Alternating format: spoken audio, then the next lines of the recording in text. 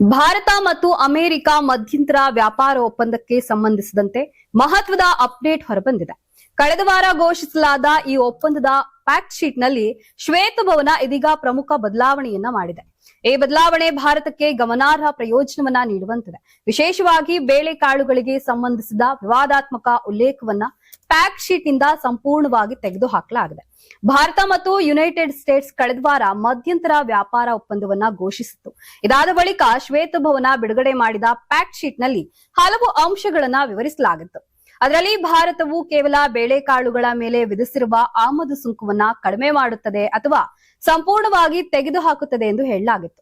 ಈ ಅಂಶವು ದೇಶೀಯ ವಲಯದಲ್ಲಿ ಆತಂಕವನ್ನ ಹುಟ್ಟಿಸಿತ್ತು. ವಿಶೇಷವಾಗಿ ಭಾರತೀಯ ರೈತರು ಮತ್ತು ಬೇಳೆಕಾಳುಗಳ ಉತ್ಪಾದಕರಿಗೆ ಇದು ಹಾನಿಕಾರವಾಗಬಹುದು ಎಂಬ ಅಭಿಪ್ರಾಯಗಳು ವ್ಯಕ್ತವಾಗಿದ್ದವು. ಭಾರತದಲ್ಲಿ ಬೇಳೆಕಾಳುಗಳು ಪ್ರಮುಖ ಕೃಷಿ ಉತ್ಪನ್ನವಾಗಿದ್ದು ಲಕ್ಷಾಂತರ ರೈತರು ಇದರ ಉತ್ಪಾದನೆಯಲ್ಲಿ ತೊಡಗಿದ್ದಾರೆ.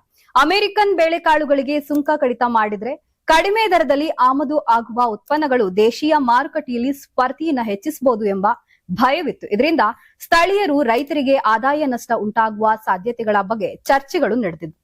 ಇದೀಗ ಫ್ಯಾಕ್ಟ್ ಶೀಟ್ ನಿಂದ ಬೇಳೆಕಾಳುಗಳನ್ನ ಹೊರಗಿಟ್ಟಿರುವುದು ಕೇವಲ ಪದ ಬದಲಾವಣೆ ಅಲ್ಲ, ವ್ಯಾಪಾರ ಮಾತುಕತೆಯಲ್ಲಿ ಭಾರತ ತನ್ನ ಹಿತಾಸಕ್ತಿಗಳನ್ನ ಕಾಪಾಡಿಕೊಂಡಿರುವ ಸಂಕೇತವಾಗಿದೆ ಎಂದು ತಜ್ಞರು ಅಭಿಪ್ರಾಯಪಟ್ಟಿದ್ದಾರೆ.